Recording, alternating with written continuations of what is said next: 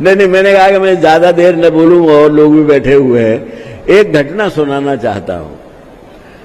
ये 91 की ऐसी ये घटनाएं आपको मालूम नहीं होंगी, इसलिए इन बातों को मैं बताना चाहता हूं। उनके बारे में तो अब समाजवादी की बहुत पार्टी उनके बारे में बहुत सी बातें जानते होंगे, लेकिन ये बातें नहीं जानते होंगे अंदरूनी। 1991 की नवंबर में दिवाली के दिन मैं शुकाबाद में था, एमपी था उस समय,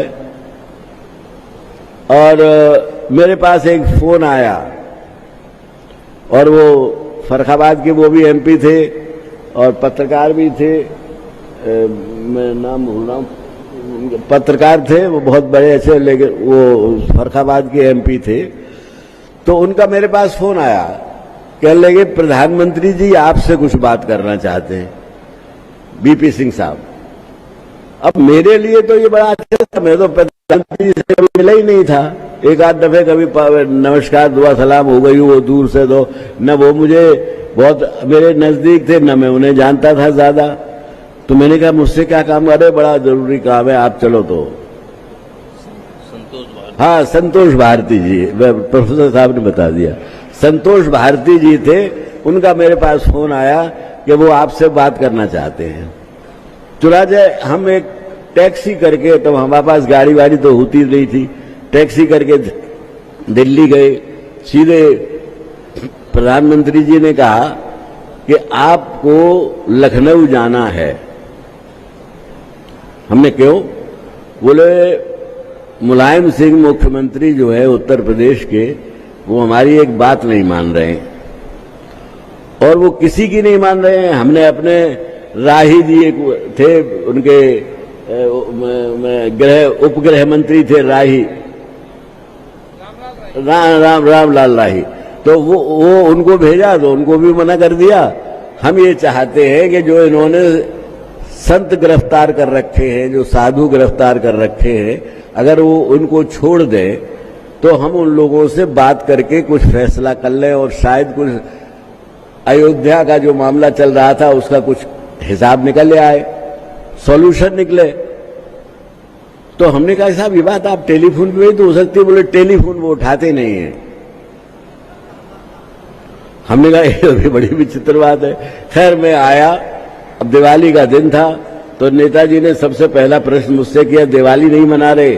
तो मैंने कहा आप नहीं मनाने दे रहे। बोले क्या हुआ?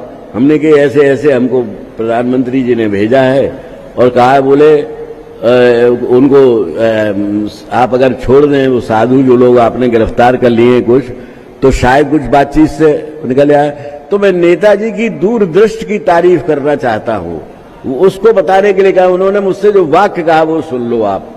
उन्होंने कहा कि ये कुछ नहीं होगा, ये सब मिली भगत है, और ये जो होगा क्या कि जैसे ही हम इनको छोड़ देंगे ये सब अंडरग्राउंड हो जाएंगे और हमारे लिए मुसीबत पैदा कर देंगे, इसलिए मैं किसी को नहीं छोड़ूंगा।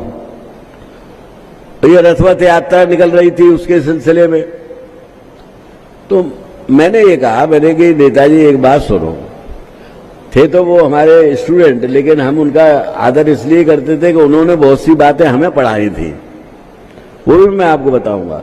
मुझसे कहने लगे कि ये हमारे लिए झंझट हो जाएगा। मैंने कहा कि देखो ऐसा है कि अगर इतिहास लिखा जाएगा तो उसमें ये कहा जाएगा कि इन्होंने अपने हठ के कारण, एक सॉल्यूशन निकल रहा था, एक समझौता हो रहा था, वो समझौता नहीं होने दिया। तो इसलिए आपको क्या है, आपको जब प्रधानमंत्री कह रहे हैं तो आप छोड़ दीजिए। तो कहने लगे कि अच्छा, सोचा थोड़ी देर और कहा कि अच्छी बात है। तो हमने कहा अब आप बात कर लीजिए उनसे। बात क्यों नहीं करते? बोले बात इसलिए नहीं करते हैं, जो उनका वाक्य था वो मैं बता रहा हूं।